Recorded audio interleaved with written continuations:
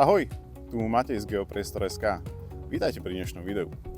V dnešnom videu si ukážeme nový GNSS príjimač Stonex S950, ktorý má laserový ďalkomer a taktiež prednú a spodnú kameru na vizuálne vytyčovanie.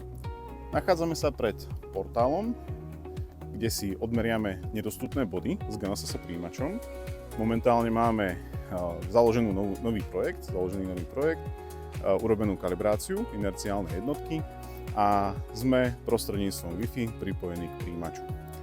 Takže prejdeme na meranie bodov, takže sa otočím, prejdeme do položky geodetický, klikneme na kolónku, aby sa nám aktivovala predná kamera, taktiež aj s laserovým ďalkomerom a začneme z ľavej strany merať bod, ktorý za štandardným spôsobom v podstate GNSS príjimačom odmerať nemôžeme. Máme v tomto bode problém aj s fixáciou, keby sme boli pod týmto portálom, takže toto nám veľmi uľahčí štandardné meranie. Takže nasmerujem zelený lúč na bod, ktorý chcem odmerať a na displeji kliknem na merať.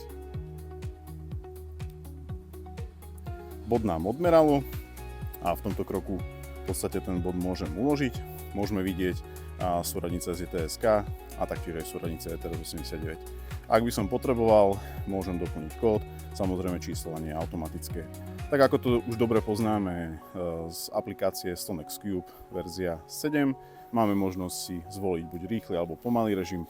V tom rýchlom režime automaticky ten bod uloží do zoznamu bodov. Kliknem na tlačidlo OK, môžem prejsť na ďalší bod, takže trošku sa vzdialím. Mám aktivovanú inerciálnu jednotku, čiže môžem merať aj s naklonenou výtičkou. Takže meriam bod číslo 2. Vidím, že som od daného bodu vzdialený 6 metrov. Kliknem na merať. Bod číslo 2 mám odmeraný. Tá vzdialenosť bola tých 6 metrov. Bod číslo 2 máme si OK. Prechádzam na bod číslo 3. Náklon S950 je až do 60 stupňov, takže sa nemusím báť tú výtičku nakloniť až do tejto pozície.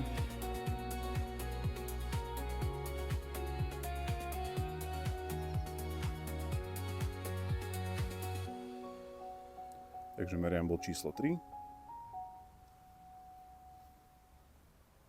Bod číslo 3 má odmeraný, kliknem na Store. Idem na bod číslo 4.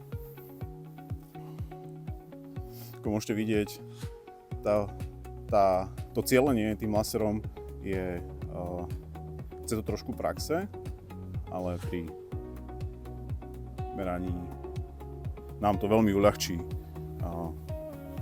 meranie týchto bodov. Čiže bod číslo 4 a posledný bod.